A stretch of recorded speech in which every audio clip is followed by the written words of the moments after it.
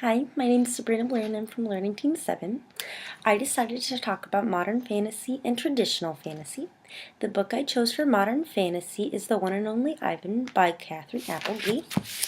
This book contains animal fantasy, and this book was probably one of the best books that we read in our learning team. It said, Ivan is an easygoing gorilla. Living at Exit 8 Big Top Mall and Video Arcade, he has grown accustomed to humans watching him through the glass walls of his domain. He rarely misses his life in the jungle. In fact, he hardly ever thinks about it at all. Instead, Ivan thinks about TV shows he's seen and about his friend Stella, an elderly elephant, and Bob, a stray dog. But mostly, Ivan thinks about art and how to capture the taste of a mango or the sound of leaves with color in a well-placed line. Then he meets Ruby, a baby elephant taken from her family, and she makes Ivan see their home and his own art through new eyes.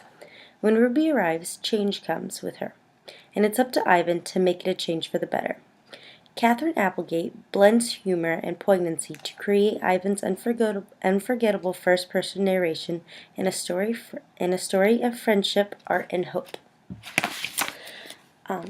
The One and Only Ivan received the Newbery Medal in 2013, the Christopher Award in 2013, the Crystal Kite Member Choice Award in 2013, and the Flickertail Children's Book Award for Intermediate Books in 2013. The implicit theme that I found was friendship and standing up for what you believe in. And the explicit theme was it's not as easy as it looks. Some passages that I really liked were, Ivan says, "Beware, listen, I am in charge.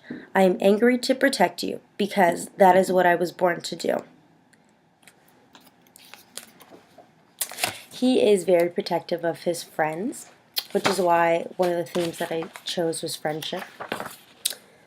And then the other passage I chose was, "It's hard to stand on your hind legs when you weigh more than 40 men. If you are a circus elephant and you stand on your hind legs while a dog jumps on your head, you get a treat. If you do not, the claw stick comes swinging. Elephant's hide is thick as bark on an ancient tree, but a claw stick can pierce it like a leaf." You can really imagine an elephant's skin when she says that. And then this was my open-minded organization thing. This is Ivan's mind. You can see this is Stella, and then this is baby Ruby, this is Bob, and then the art is bigger than everything else because that's what he thinks of more than anything else. Alright. And the second one that I chose was for traditional fantasy, was Gollum by David Wisniewski. Sorry. And I do apologize. I don't have the book anymore. I did give it back to the library. I am really sorry for that. The book contains folk tales, fairy tales, and fables. The back said, "Some 400 years ago, according to legend, Rabbi Liao shaped a giant man of clay, a golem, and brought him to life. The golem's job was to defend the Jews of Prague from their persecutors, and he performed it almost too well." Retold from traditional sources and accompanied by David Wisniewski's unique cut papers illustration, Gollum is a dramatic tale of supernatural forces invoked to save an oppressed people. I really am sorry that I butchered that name.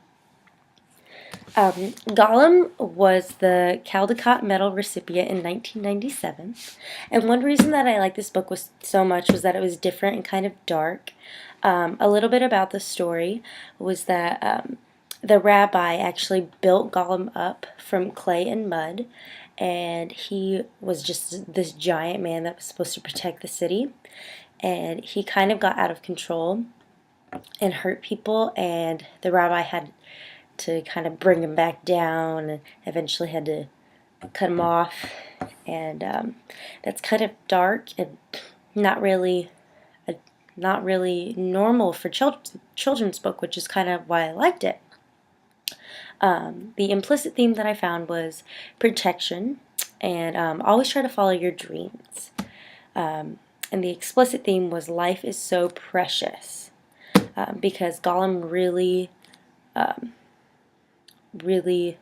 loved his life, which was weird because he wasn't born, he was made. So, and he really loved his life. Two different passages that really stood out to me were, as lightning strikes iron and flashes to earth, so the infinite energy of creation blazed through the rabbi into the coarse clay. The use of descriptors in the sentence make it almost lifelike to me. The other one was, howling wind and torrential rain lashed down. Writhing columns of steam shrieked from the figure. And this is when they were making Gollum and he was coming to life. And that's not really how you imagine something happening when someone's being born. So it's really different and creative and kind of scary at the same time. Well, thank you for listening, and I look forward to watching everyone else's videos. Thanks.